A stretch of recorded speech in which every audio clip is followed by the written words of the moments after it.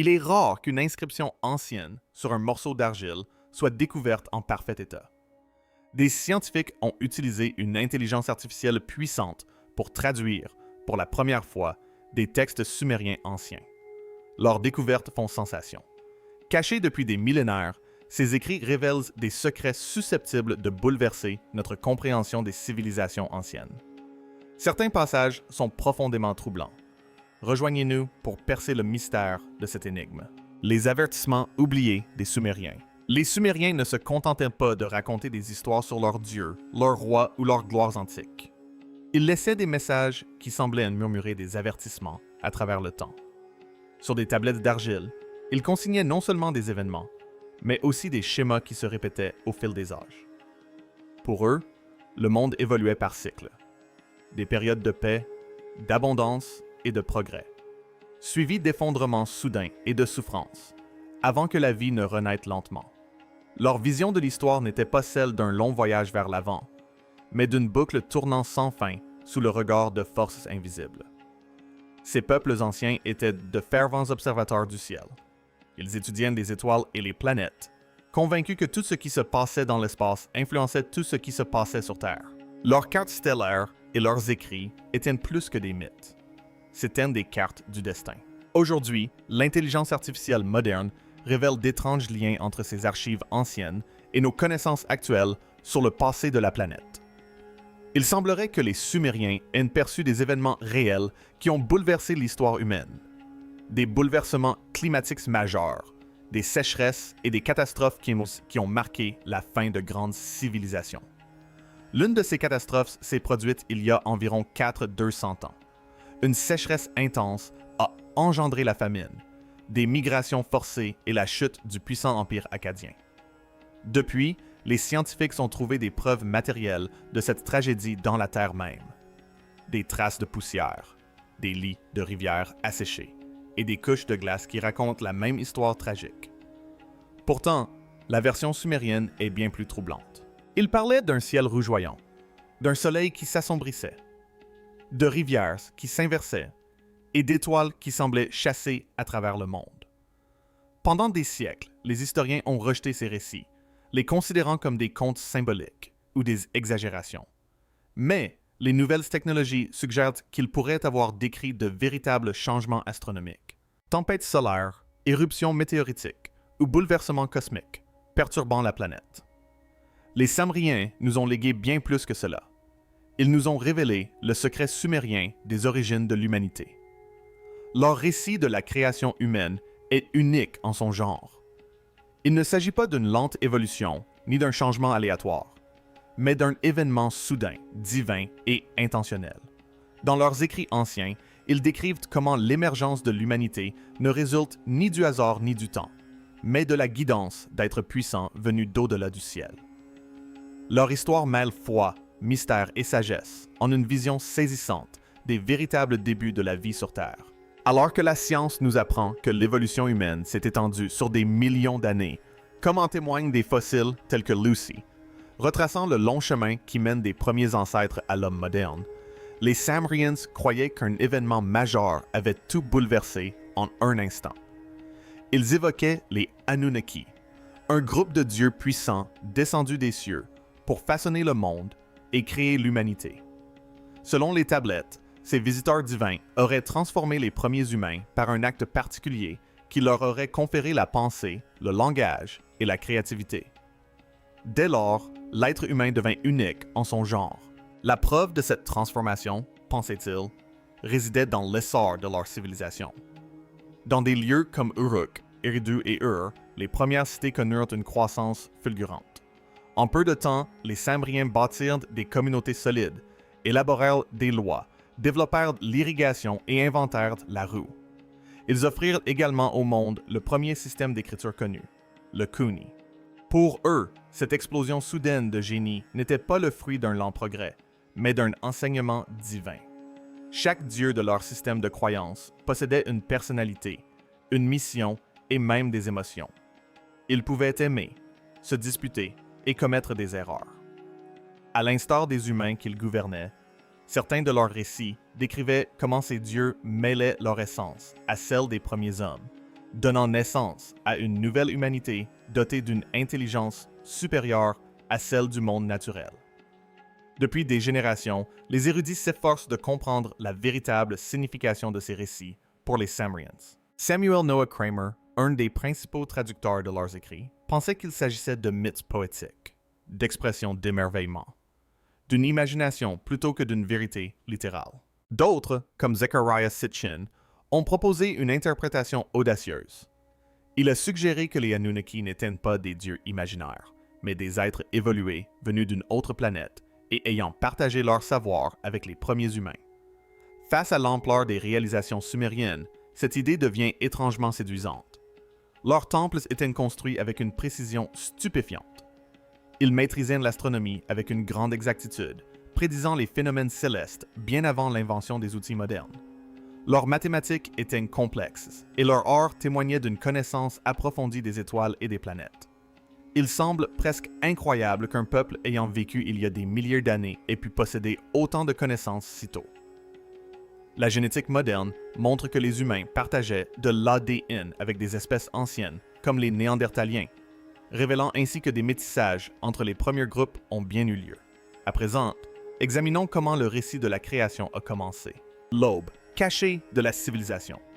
Et si l'histoire des origines de l'humanité était différente de ce qu'on nous a appris?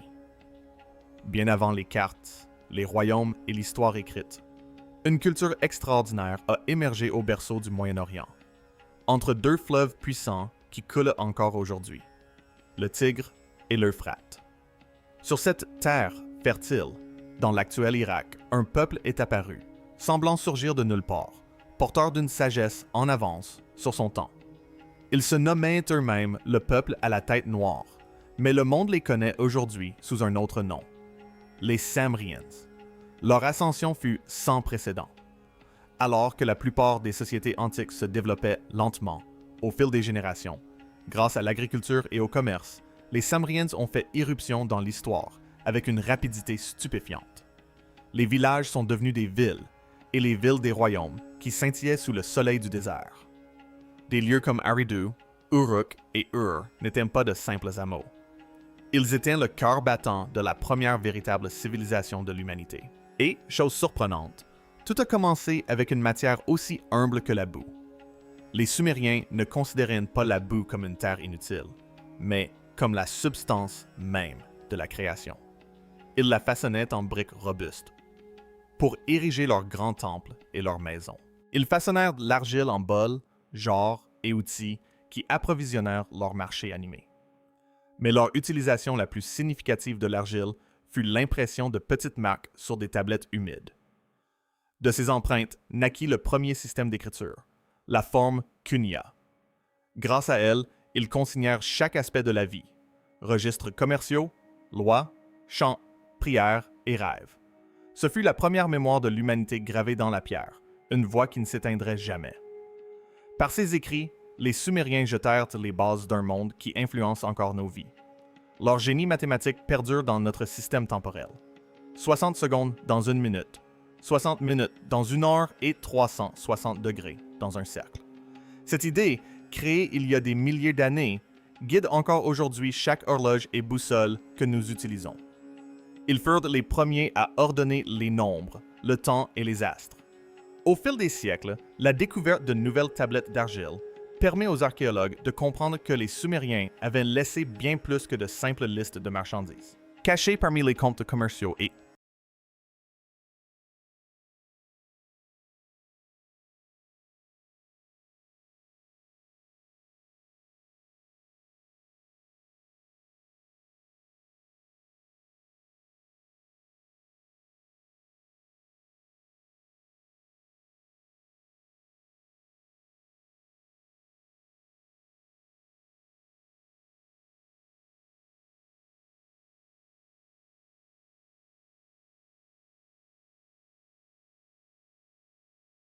les archives du temple révélaient une profonde compréhension scientifique et spirituelle, des notes sur les étoiles, d'étranges pratiques de guérison et des fragments de savoir qui semblaient bien en avance sur leur temps. Il devint évident que les Samriens n'étaient pas seulement des agriculteurs ou des bâtisseurs. C'étaient des penseurs, des rêveurs et des observateurs du cosmos. Pendant longtemps, comprendre leur message fut presque impossible. Chaque tablette contenait des centaines de symboles, et chaque signe pouvait avoir de nombreuses significations. Leur décryptage a nécessité des décennies d'études. Seul un petit nombre d'érudits étaient capables de déchiffrer cette langue ancienne. Mais la technologie a tout changé. En Allemagne, des chercheurs ont commencé à utiliser l'intelligence artificielle pour reconstituer des tablettes brisées. Tel un puzzle résolu parmi les plus anciens du monde, le système a appris à reconnaître les motifs, l'écriture et les styles de différentes époques. En 2023, un nouveau type de traducteur était né. En Israël, des scientifiques ont développé une IA capable de lire l'akkadien ancien, la langue utilisée sur de nombreuses tablettes sumériennes, et de le traduire en anglais quasi instantanément. Ce qui prenait autrefois des années se faisait désormais en quelques heures. La voix des Sumériens résonnait enfin à nouveau. Peu après, de nouvelles découvertes ont émergé. Des archéologues du nord de l'Irak ont mis au jour des tablettes presque intactes, datant d'environ 400 ans. Elles étaient si bien conservées que même les marques les plus fines restaient visibles. Il ne s'agissait pas de simples textes. Elles semblaient avoir été copiées d'originaux beaucoup plus anciens, remontant peut-être aux origines mêmes de la civilisation. Sur un autre site, dans les ruines de l'ancienne Guerçu, plus de 200 tablettes d'argile complètes ont été découvertes, ainsi que des dizaines de sceaux gravés. Elles avaient été soigneusement conservées dans des récipients protecteurs doublés de bitumen, ce qui les a préservées de la poussière et de la pluie pendant des siècles. Avec les progrès technologiques, les experts ont réalisé que les tablettes recelaient des significations cachées qui avaient échappé aux traducteurs précédents. Des programmes d'intelligence artificielle, entraînés par des universités européennes, ont commencé à révéler des expressions subtiles, des idiomes et des termes techniques qui ont profondément modifié notre compréhension de la vie sumérienne. Les résultats étaient stupéfiants. Ces archives astronomiques énigmatiques, autrefois considérées comme des mythes, se sont révélées être des observations célestes détaillées. Les Sumériens ont ainsi pu suivre la trajectoire des planètes, les mouvements du Soleil et même la lente oscillation de la Terre elle-même, un phénomène aujourd'hui connu sous le nom de procession. D'une manière ou d'une autre, ces peuples anciens avaient cartographié des cycles cosmiques, s'étendant sur des dizaines de milliers d'années. Leur intuition dépassait le cadre des étoiles. Dans leurs écrits médicaux, ils décrivaient comment nettoyer les plaies, prévenir les infections et mesurer le rythme cardiaque. Certains textes laissaient même entendre que les traits physiques se transmettaient de génération en génération, un concept qui ne serait scientifiquement prouvé qu'à l'époque moderne. C'était comme s'ils possédaient des fragments de savoir futur, préservés dans les lignes de l'argile. Parmi ces découvertes figurait un phénomène encore plus énigmatique. Certaines tablettes évoquaient des genres métalliques, remplis de liquide, produisant une étrange lueur ou un courant électrique. Les descriptions correspondent à la conception de la célèbre pile de Bagdad, un artefact qui semble capable de produire de petites quantités d'électricité. Se pourrait-il que les Sumériens aient découvert par hasard les secrets de l'énergie des milliers d'années avant la science moderne? Par curiosité ou par expérimentation, leurs écrits ont révélé quelque chose d'inédit pour leur époque. Mais leur héritage recèle aussi des zones d'ombre. Leurs archives contiennent des mises en garde concernant des objets décrits comme des pierres brûlantes, des substances qui embrasèrent la terre et empoisonnèrent les champs, obligeant les populations à les enfouir profondément sous terre. Des scientifiques modernes ont découvert des plaques de verre naturelles du désert, formées par une chaleur extrême, probablement due à des impacts de météorites ou à de puissantes explosions. Mais comment ces écrits sont-ils apparus et pourquoi? Les prémices de l'écriture humaine. Bien avant l'invention des livres, des stylos et du papier, les premières traces d'écriture humaine apparaissent dans les terres arides de Mésopotamie. À cette époque, les hommes n'écrivaient pas encore les mots tels que nous les connaissons. Ils traçaient de minuscules marques ou de petits dessins sur de l'argile humide. Ces symboles n'étaient ni des histoires ni des lettres. Il s'agissait de simples registres servant à compter et à commercer. Les agriculteurs et les marchands utilisaient ces marques pour recenser leurs biens. Moutons, jarres de grains ou miches de pain. Parfois, ils utilisaient de petits jetons d'argile pour indiquer des quantités. Ces jetons étaient pressés dans l'argile molle ou gravés sur la pierre, le bois ou la poterie. C'était une manière ingénieuse de se souvenir de leurs échanges. Avec l'apprentissage de l'agriculture et l'établissement de villages, la vie des hommes changea. Le simple fait de semer et de récolter leur apporta la stabilité. Avec cela, naquit le commerce.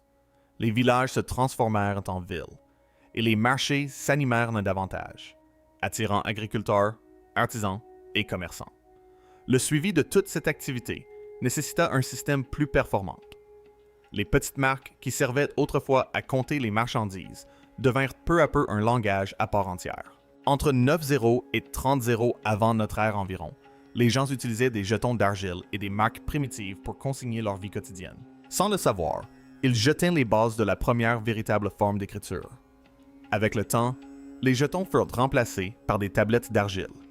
Des artisans qualifiés, appelés scribes, furent formés à écrire à l'aide d'outils spéciaux. Les stylets, instruments pointus, qui laissaient des empreintes nettes sur la surface tendre de l'argile.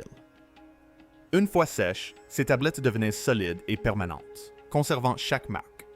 Les premières tablettes s'éteignent de couleurs variées, blanc cassé, gris et brun. Chacun d'eux est un petit fragment d'histoire vivante.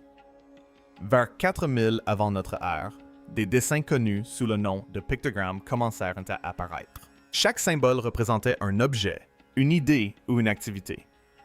Un dessin de poisson signifiait « poisson », tandis qu'un symbole de grain signifiait « orge ». Mais à mesure que la langue se complexifiait, les Samriens comprirent la nécessité d'un système plus rapide et plus flexible. Leurs pictogrammes simples se transformèrent progressivement en impressions abstraites en forme de coins. Ce nouveau style d'écriture fut appelé Cunha, signifiant « et », écriture en coin. Vers 2500 avant notre ère, le Cunha était devenu une langue écrite à part entière. Les marques ne représentaient plus seulement des objets.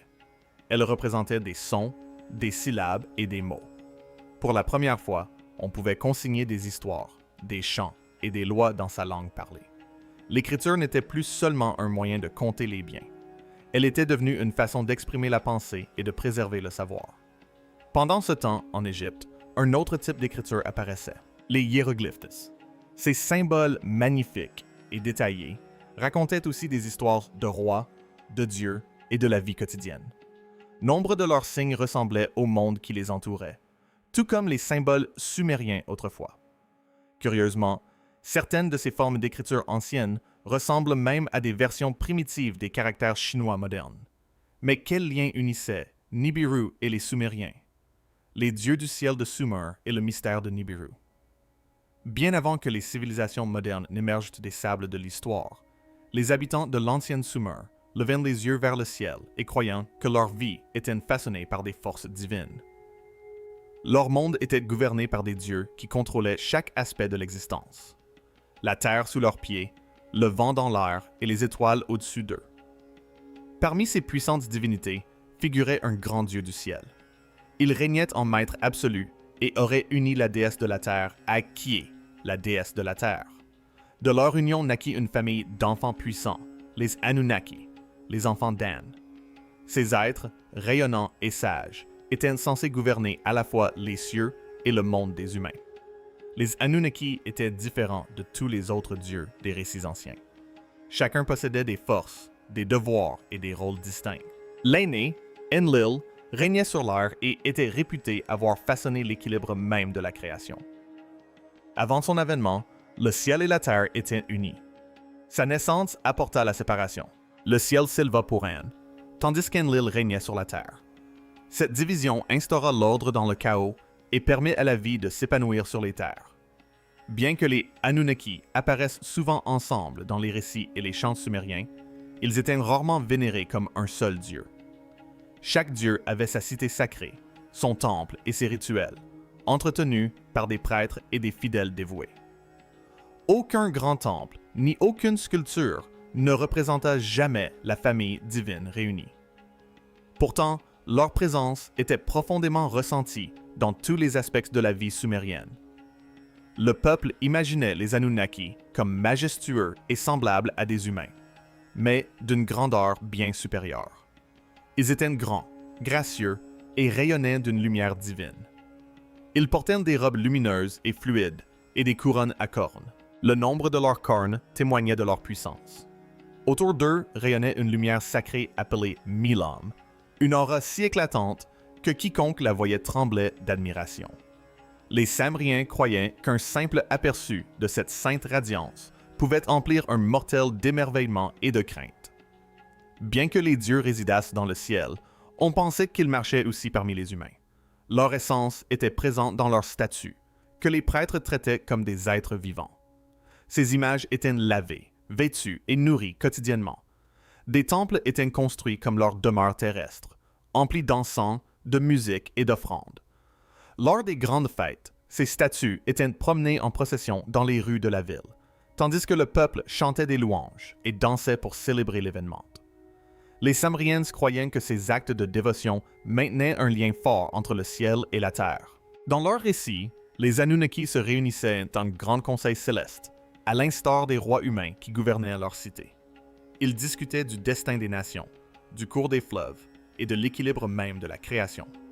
Même parmi les dieux, il existait une structure, des devoirs et une hiérarchie, reflet de la vision que les Samriens avaient de leur société. Certains écrits anciens suggéraient que ces dieux n'étaient peut-être pas de simples symboles de la nature, mais des êtres réels venus d'au-delà du ciel.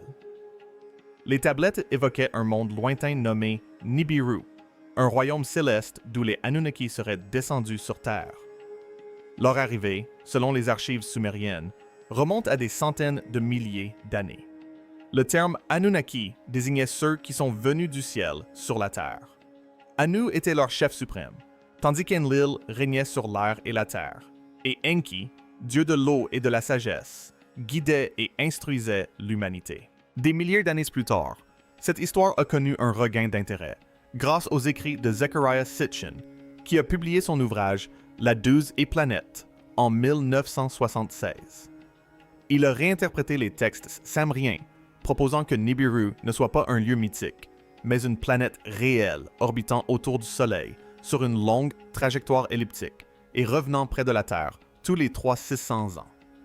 Selon sa théorie, les habitants de Nibiru, les Anunnaki, seraient venus sur Terre à la recherche d'or pour réparer leur atmosphère endommagée. Ce métal, affirmait-il, pouvait être réduit en fines particules pour réfléchir la lumière du Soleil et protéger leur monde de la destruction. L'or a toujours été un symbole de beauté et de richesse, mais il possède également des propriétés remarquables. Il réfléchit la lumière, résiste à la corrosion et conduit l'électricité, ce qui le rend précieux même dans les technologies modernes. Les engins spatiaux, les satellites et les télescopes, dont le télescope spatial James Webb, utilisent des revêtements en or pour gérer la chaleur et la lumière. Il y a des milliers d'années, les Sumériens considéraient l'or comme sacré. Les fouilles menées par l'archéologue Leonard Willey dans les tombeaux royaux d'Ur dans les années 1920 ont mis au jour des couronnes, des bijoux et des ornements en or, témoignant de l'importance que les Sumériens accordaient à ce métal précieux. D'anciennes tablettes sumériennes évoquaient également un lieu nommé Obzu, un royaume profond et caché sous la terre, associé à Enki. On disait que les dieux y cherchaient de l'or. Dans l'un de leurs plus anciens récits, l'épopée d'Atrasis, les Anunnaki, las de l'extraction minière, se rebellèrent contre leur labeur incessante. Pour remédier à cela, Enki proposa de créer un nouvel être pour les remplacer. Il mêla l'essence divine à l'argile de la terre et façonna les premiers humains, les Lulus. Ces êtres furent créés pour servir les dieux, accomplissant les tâches qu'ils ne souhaitaient plus accomplir. Ce récit présente une ressemblance frappante avec des récits de création plus tardifs et fait même écho à des idées proches des débats modernes sur la conception biologique. Certains historiens pensent que ces récits anciens étaient des manières d'expliquer les mystères de l'existence, tandis que certains suggèrent qu'il pourrait s'agir de souvenirs de rencontres réelles transmis de génération en génération. Les descriptions de cités comme Aridu et du monde souterrain d'Abzu continuent de susciter la curiosité des chercheurs et des archéologues. Ces dernières années, l'éventualité d'une planète invisible au-delà de Neptune a ravivé l'intérêt pour les anciennes légendes samriennes.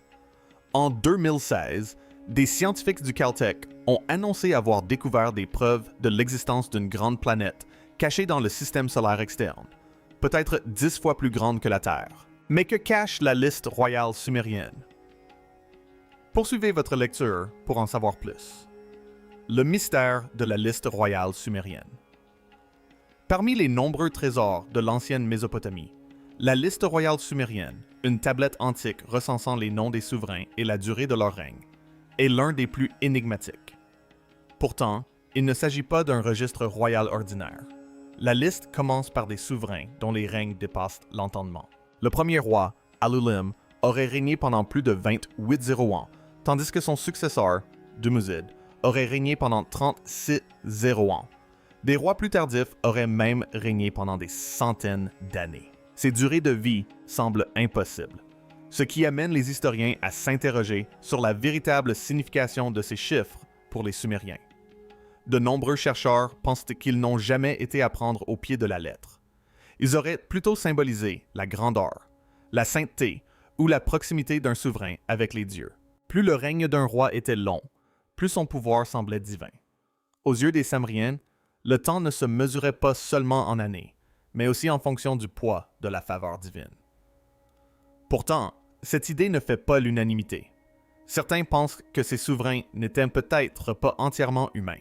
Selon d'anciens mythes, des êtres connus sous le nom d'Anunnaki seraient descendus des cieux, et beaucoup se demandent si les premiers rois n'auraient pas pu être leurs descendants. Un mélange de sang humain et divin. L'archéologie a ajouté du mystère à cette théorie. Dans les ruines de l'ancienne cité d'Ur, le tombeau de la reine Puabi a été mis au jour, datant d'environ 2600 ans avant Jésus-Christ. Les scientifiques, en étudiant ces restes, ont constaté que son crâne présentait une forme étrange, long et étroit, mais sans lien avec les pratiques de déformation crânienne observées dans d'autres cultures. Il semblait s'être développé ainsi naturellement. Plus étonnant encore, certains squelettes découverts près de sa tombe étaient décrits comme étant extrêmement grands, certains atteignant peut-être plus de 2 mètres.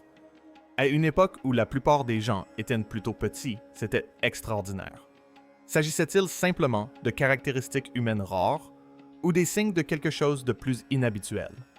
Peut-être d'être différent de tous ceux connus jusqu'alors. Les Sumériens eux-mêmes accordaient une grande importance à la lignée royale. Leurs tablettes mentionnaient souvent la semence d'Anu, faisant référence à une lignée divine censée se transmettre par des familles choisies. Pour eux, la royauté était un devoir sacré, un héritage céleste. Ils protégeaient jalousement ce lien divin par des rituels et des lois matrimoniales destinés à préserver leur ascendance céleste. Pour les Sumériens, le pouvoir n'était pas seulement un héritage, il émanait des dieux eux-mêmes. Cette croyance n'était pas propre à Sumer.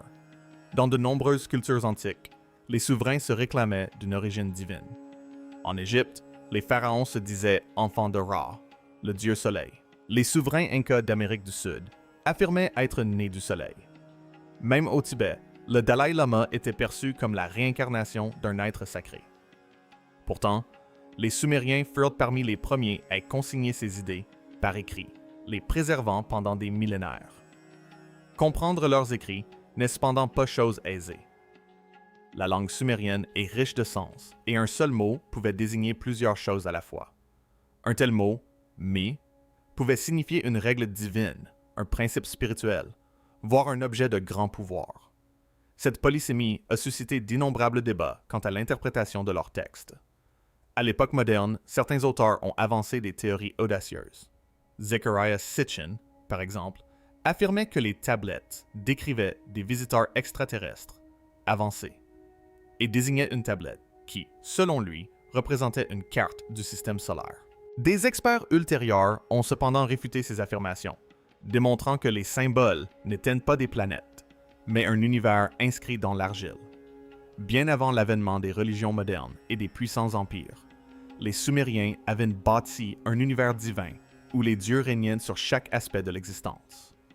Si les Anunnaki sont les plus célèbres, ils ne représentaient qu'une infime partie d'une vaste famille céleste.